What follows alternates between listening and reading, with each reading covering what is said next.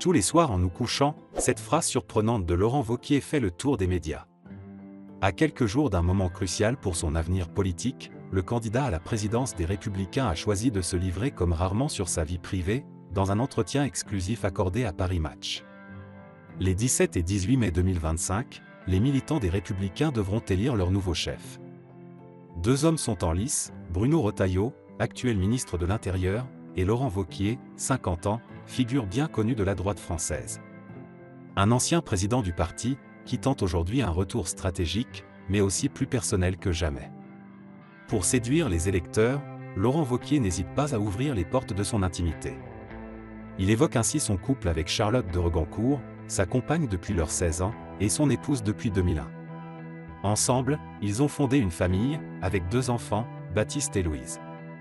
Mais ce qui retient l'attention, ce sont les confidences intimes du député de Haute-Loire. Chaque soir, raconte-t-il, le couple a un rituel bien à eux. Avant de nous endormir, on se remémore les plus beaux moments de la journée. Une marche à Valence, une lecture partagée à Dax, ou simplement se tenir la main dans le train. Un témoignage touchant, presque poétique, à contre-courant de la froideur habituelle du monde politique. Pour Laurent Wauquiez, cette complicité est essentielle dans une vie quotidienne rythmée par les meetings, les trajets et l'absence. Je suis absent 6 jours sur 7. Si Charlotte ne m'accompagnait pas sur le terrain, on ne se verrait quasiment pas. Charlotte, justement, n'est jamais loin.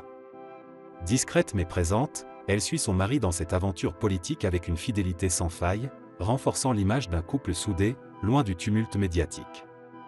Ce genre de confidence peut-il influencer les militants ?